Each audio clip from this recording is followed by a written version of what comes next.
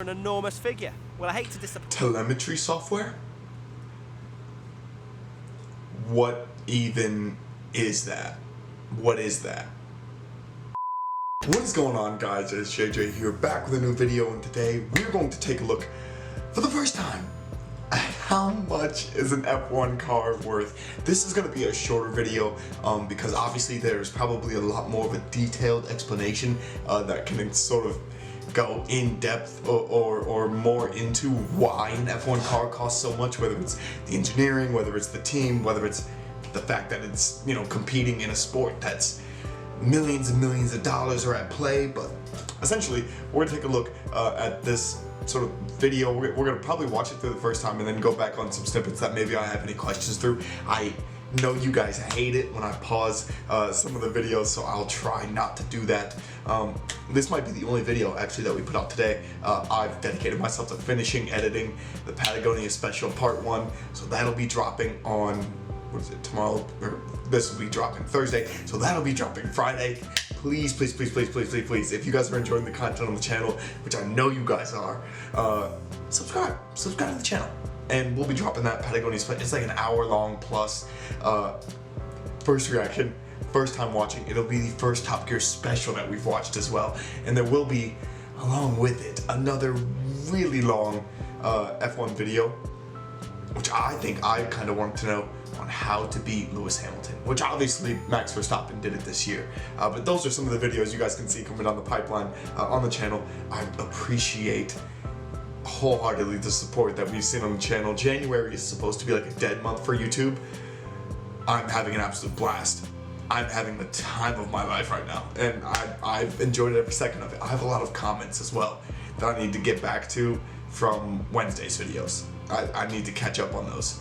But yeah, you guys gotta let me know your thoughts down in the comments below on how much is an F1 car worth. Maybe what did they miss? What did they, you know, not include? What should they have included? And what other videos you guys want to see? Let me know in the comments below. Let's get into the video. As well, guys, you can find the original video down in the description below. How much does a Formula One car cost? It's a good question, and one that not many people know the answer to, or will simply reply to that question with a lot. Sure, it's all fun and games for the casual viewer seeing a car be demolished to pieces, but how much does that actually cost a Formula One team to repair? Hint, it's quite a bit of cash. So do they actually just repair the cars? Or are there like more cars of like the same make and like model? Essentially like making, since it's like so these are all car companies, like a factory set like 5 or 6 different, like how many cars are made for like an F1 team throughout the season? Because I feel like, I don't remember how many races you guys said there were, 22, 23, 20, something like that. Is that like, because there's obviously a number of drivers for each team and they all drive the same car. What's the process for that? Like, how does that work? Fill me in on that, please.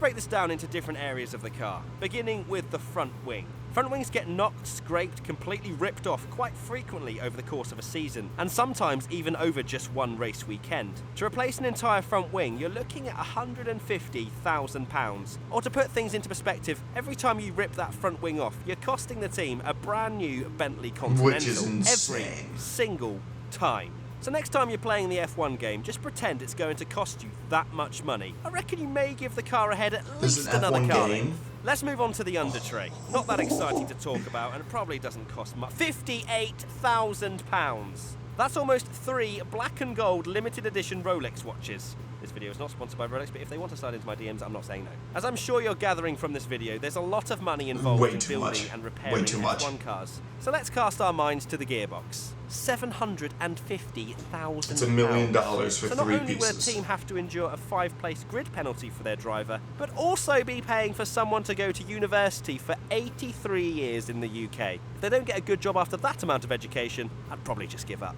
So if you're anything like me, you've probably run out of money after purchasing probably 4 centimetres of the front wing. But if you've somehow managed to get yourself a 7th bank loan, we move on to the telemetry software. You're probably sat there waiting for an enormous figure. Well, I hate to disappoint. Telemetry software? What even is that? What is that? I don't know what that is. Help a brother out. Help a brother figure it out. I do not know what telemetry software is. Point you, but it's only £74,000. Only a brand new Nissan GTR. At this stage, that's peanuts, right? In the grand scheme of things, that's probably about 2% of an F1 car's worth. But without telemetry data being fed back to the team, you'd never finish a race. We recently saw Sebastian Vettel taking his steering wheel out of his car after a massive shunt with Lance Stroll after the Malaysian GP. And so he should. That's a whopping £50,000. If that's left unattended for more than 2 seconds, you'll be finding that on eBay. Other places to sell items are available.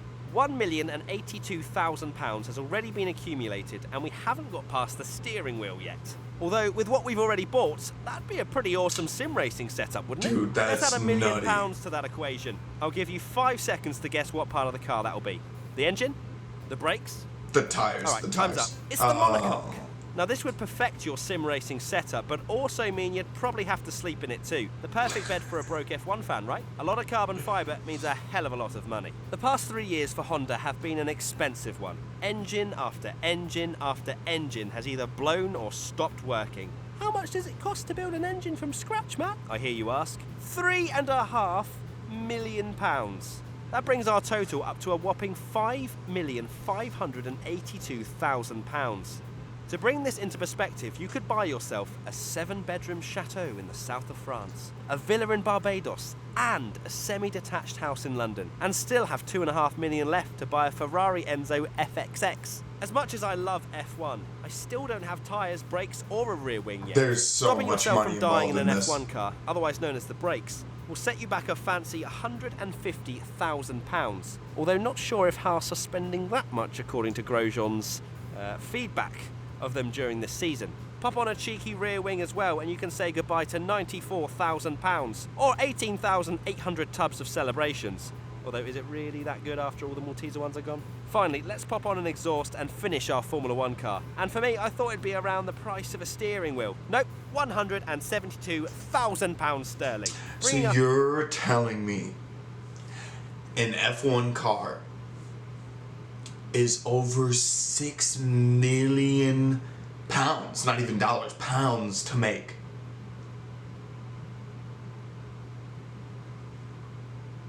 Imagine a driver got into a crash in every single race.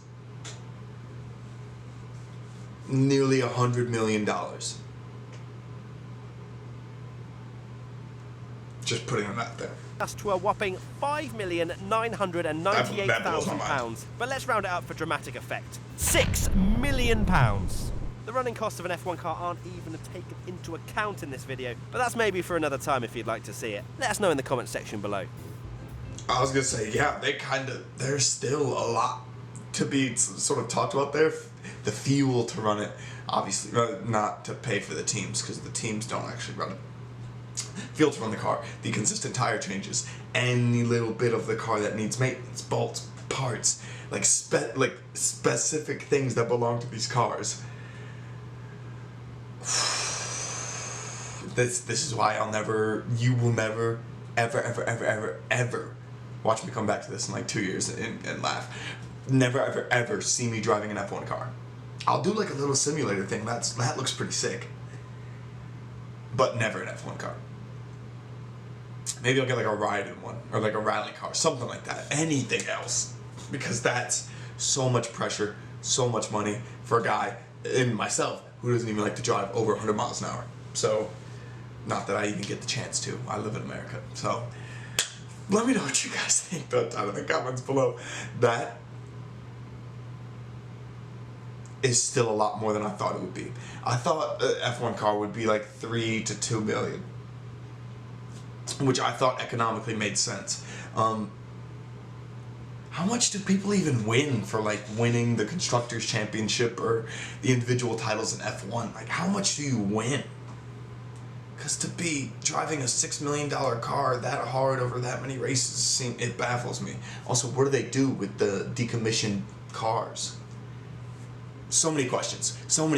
Please leave your comments down below. I will be answering them, or at least responding to them, because you guys are extremely smart, extremely informative, And you guys keep me on my toes. You guys keep me learning every single day. And I'm loving it. I'm loving every bit of it. So let me know what you guys think down in the comments below. Let me know what other videos you guys want to see. And fill me in on the stuff that I need questions answered. Let me know the answers down in the comments below. Or at least variants of them. But yeah, thank you guys so much for watching. Peace.